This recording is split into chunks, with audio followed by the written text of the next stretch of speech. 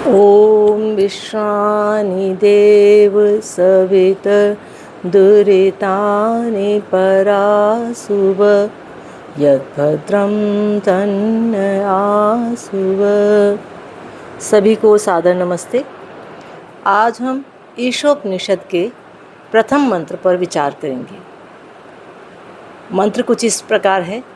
ईशावासामिदं सर्वं यत् किंचित जगत्याम जगत तेन त्यक्तेन भुंजिता माँ ग्रथा कस्य स्विद इदम धनम। यह मंत्र हमने अनेकों बार सुना है, लेकिन बहुत ज़्यादा विचार हमने इस पर नहीं किया। बहुत ही सुंदर मंत्र है जो हमें एक ओर तो ईश्वर के स्वरूप से परिचित कराता है और दूसरी ओर हमें संसार की नश्वरता का भी बोध कराता है। जीवन का बहुत अच्छा संदेश ये मंत्र देता है। तो हम बार बार ऐसे मंत्रों पर विचार करें, बार बार उन पर सोचें, बार बार विचार करके उनको जीवन में लाने का प्रयास करें, क्योंकि वेद का एक एक मंत्र हमारे जीवन के लिए बहुत बड़ा संदेश लेकर आता है। तो पुनः इस मंत्र पर विचार करेंगे। पहला शब्द है ईशा वास्यमिदम। ईशा माने ईश्वर का, वास्य माने वास है या ईश्वर से आच्छादित है। इदम सर्वम यह सब। कौन सा यह सब? यत किंचित संसार में जो कुछ भी, जगत्याम जगत संसार में जो कुछ भी हमें दिखाई देता है, यह सब ईश्वर से आच्छादित है। चाहे वो जड़ है, चाहे वो चेतन है। संसार में जितनी भी वस्तुएं हैं, परमेश्वर के व्यापक स्वरूप का वर्णन है इसमें। कैसा व्यापक है? व्यापी संबंध देखिए परमेश्वर के साथ, कि सारा संसार व्याप्य है। किसके अंदर व्याप्य है? ईश्वर के अंदर। ईश्वर व्यापक है जो संपूर्ण संसार के अंदर समाया हुआ है, कुछ भी उससे अलग नहीं है। तो अब इससे एक बात और क्या समझ आई कि ईश्वर सब जगह है, सर्वज्ञ है, वो न्यायकारी है, लेकिन उसे न्याय के लिए किसी पर निर्भर नहीं होना पड़ता, क्योंकि वो तो सब जगह है।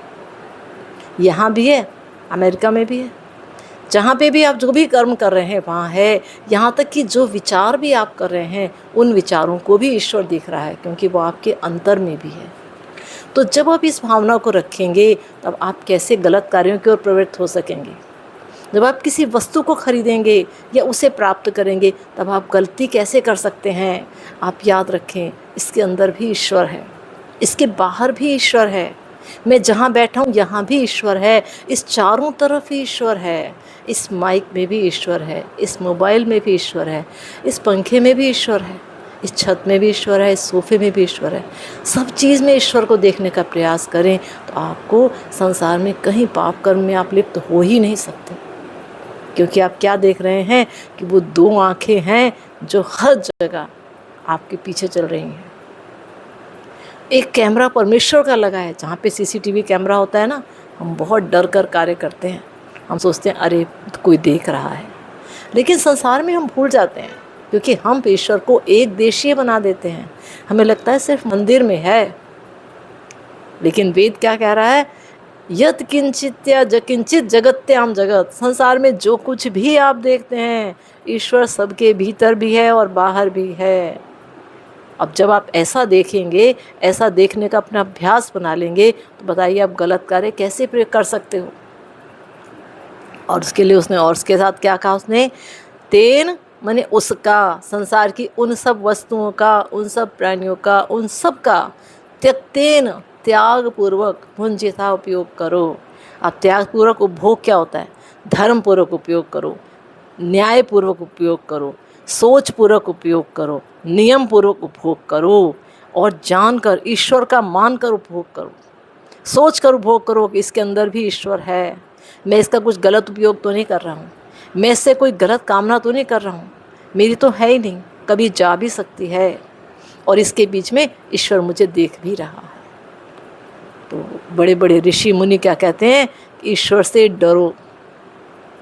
यद्यपि वो हमारा माता पिता भाई बंधु सखा सब कुछ है, लेकिन वो बहुत बड़ा न्यायकारी भी है, और हमारी प्रत्येक गतिविधि को देख रहा है। उसका व्यापक स्वरूप का वर्णन है इस मंत्र में, कि पूरे संसार में सब जगह जड़ चेतन कण कण में वो समाया हुआ है। तो जब हम उसे व्यापक रूप में देखेंगे, तो फिर हम पाप की ओर, गलत कर्म की ओर प्रवृत्त हो ही नहीं सकते। आप पुलिस वाला जब खड़ा हो तो सामने रेड लाइट क्रॉस करते हो? नहीं करते।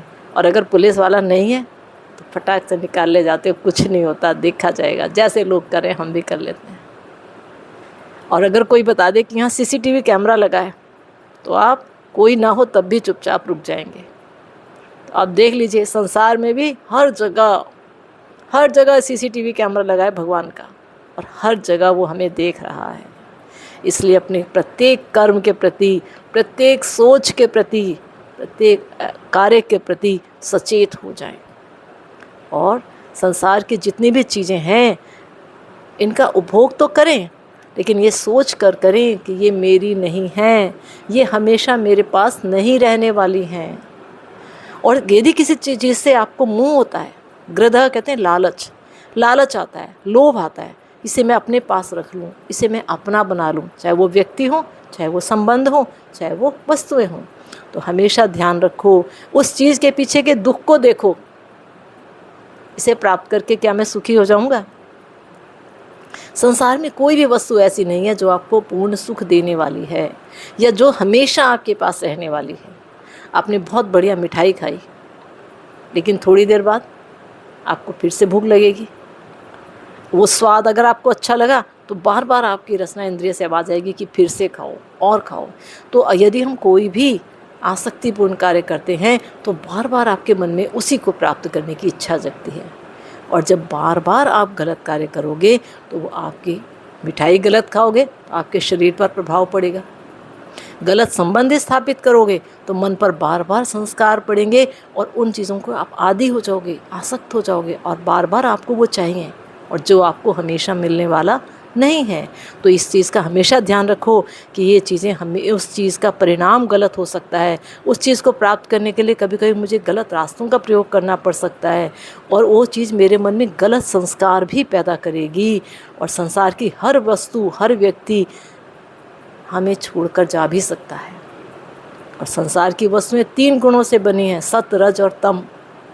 तो कभी आपके मन में सत्व प्रधान भी आएगा, लेकिन अधिकतर संसार की वस्तुओं से राजसिक प्रवृत्तियाँ, चंचलता आती है आपके मन में।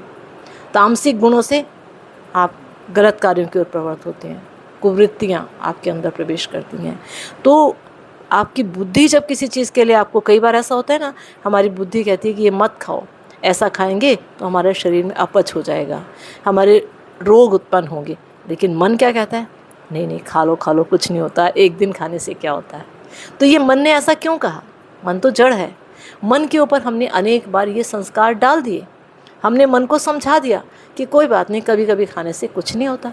तो इसलिए जब आपकी बुद्धि रोके भी ना आपको, तो मन बीच में आ जाता है और वो फिर आप वैसा कार्य कर लेते हैं। और वैसा कार्य करने से क्या हुआ कि हमारा शरीर का स्वास्थ्य खराब हुआ। अब ये बात हर वस्तु के साथ, हर व्यक्ति के साथ भी लागू होती है। जैसे परिवार के संबंध हैं, आपके बच्चे हैं, पति है, सखा है, मित्र है, बहुत देर तक आपको ऐसा लगेगा जैसे मैं इनके बिना रह नहीं सकता। लेकिन जब आप इनसे अलग होगे, आप इन्हें अलग जीव, अलग आत्मा समझें, और इनके बिना भी आप आराम से रह सकते हैं। जब आप रहने लगेंगे तो आपको लगेगा अरे मैं तो बेकार अज्ञान में था, और ये भी हमारे बिना रह सकते हैं, क्योंकि हम आपस में एक दूसरे के पूरक नहीं हैं। हम सबका पूरक तो परमात्मा ही है। ये हमें भ्रांति हो जाती है, वस्तुओं के प्रति भी और व्यक्ति के प्रति भी, और तब हम उसे पाने के लिए दीवाने होते हैं, अपने मन में राग पैदा करते हैं, अनेक क्लेशों को अपने अंदर लेकर आते हैं, अनेक गलत कार्यों की ओर हम प्रवृत्त होते हैं। तो वेद क्या कह रहा है हमें कि ध्यान रखो, माँ गृधा, लालच नहीं करना है, बार बार अपने विचारों को शुद्ध करना है, बार बार अपने आप को मानसिक रूप से मजबूत बनाना है, बार बार सोचना है। और क्या करना है? यदि तब भी आपका आकर्षण दूर नहीं होता तो आपको क्या करना है? प्रार्थना करनी है परमेश्वर से, हे परमेश्वर, मेरे मन पे ये जो गलत संस्कार पड़ गए हैं इन्हें दूर कर दो। ये सामर्थ्य परमेश्वर की ही है। और क्या करना है? संकल्प करना है कि नहीं, अब मैं इन चीज़ों के, इनके आकर्षण में अपने आप को नहीं फंसाऊंगा। और जब भी आपके मन में वैसा विचार आए, अपने आप को रोको और कहो नहीं, मैं कमज़ोर नहीं हूँ, मैं अपने आप को इनके बिना भी जिंदा रख सकता हूँ, जीवित रख सकता हूँ। और यदि फिर भी आपसे कोई गलती हो जाए तो स्वयं को दंड दें, दंडित करें स्वयं को, लालच आ जाए तो दंडित करें, चोरी कर लो तो दंडित करें। तो जब आप स्वयं को दंडित करेंगे तब आप दोबारा उस अपराध को करने से बच जाओगे। बार बार विचार पूर्वक हमें संसार में चलना है। अर्थात यदि किसी भी वस्तु से, किसी भी संसार की वस्तु से आपके मन में कोई लालच आता है तो बार बार अपने मन को तैयार करो, अपनी सोच को, अपने मन को सही विचार करना सिखाओ, अपने आप सही विचार करने का अभ्यास डालो। तो इस पूरे मंत्र से मुख्य रूप से हमारे मन पास कौन से पॉइंट्स आए? एक तो ईश्वर हमारे साथ है हमेशा, ईश्वर संसार की प्रत्येक वस्तु में है और हम सब ईश्वर के नियंत्रण में हैं, क्योंकि वो सर्वज्ञ है, वो सब जगह है, सब कुछ देख रहा है, तो हम उसके नियंत्रण में हैं, उससे बाहर हम नहीं जा सकते। तो हमारी प्रत्येक क्रिया प्रतिक्रिया का हमें परिणाम, दंड या पुरस्कार मिलेगा। दूसरा, तेन त्यक्तेन भुंजिता से क्या सीखा? कि संसार की प्रत्येक वस्तु का प्रयोग साधन के रूप में करो, न्यायपूर्वक आसक्ति रहित होकर इसका प्रयोग करो।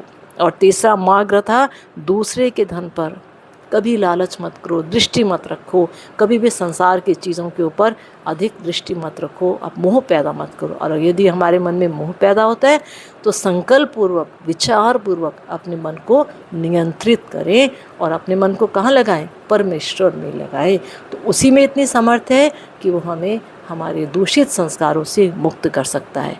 तो इस मंत्र पर बार बार विचार करें, जितनी बार विचार करेंगे उतनी बार आपको नई सोच और नई दिशा मिलेगी।